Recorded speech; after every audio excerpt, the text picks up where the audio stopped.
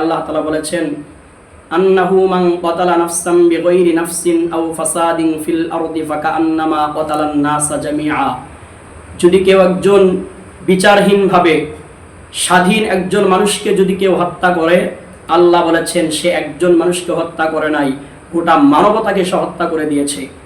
আর একজন মানুষের জীবন ব্যবস্থার যদি কেউ সুযোগ করে দেয়, আল্লাহ তাআলা বলেছেন গোটা মানবতাকে সে জীবনের ব্যবস্থা করে দিয়েছে। এই জন্য আমাদের চোখের সামনে স্পষ্ট দিবালোকের সামনে এভাবে যারা হত্যা করেছে, এই সমস্ত খুনি সন্ত্রাসীদেরকে 24 ঘন্টার ভিতরে তাদেরকে ধরে ফাঁসির কাষ্ঠে ঝুলাতে হবে। আর না হয় এই বিচার ব্যবস্থা দিয়ে বাংলাদেশে কোনোদিন হত্যার বিচার এভাবে স্বাধীনভাবে হয় নাই, হবেও না।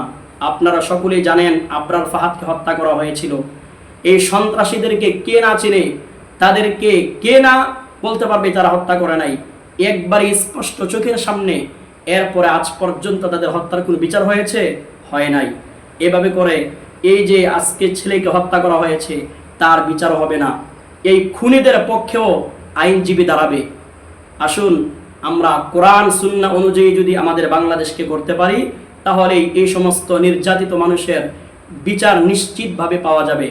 আল্লাহ তাআলা বলেছেন কানের বদলায় কান, নাকের বদলায় নাক, চোখের বদলায় চোখ, হত্যার বদলায় হত্যা। এটাই হচ্ছে আল্লাহর বিধান। এই সমতার বিধান একমাত্র ইসলাম দিতে পারে।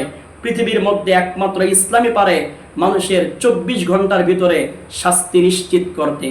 আমাদের উপায় নেই, আমরা এখন অসহায় হয়ে গেছি। আমরা কি করব? আমাদেরকে এইভাবে সোশ্যাল মিডিয়া প্রতিবাদ করা ছাড়া আমাদের কোনো উপায় থাকছে না। কিন্তু একটা বড় সুযোগ রয়েছে, আগামী নির্বাচনে এই সমস্ত চাঁদাবাজি, সন্ত্রাসী, লুটপাটকারীদেরকে বয়কট করতে হবে, ইসলামপন্থীদেরকে বিজয়ী করতে হবে ইনশাআল্লাহ।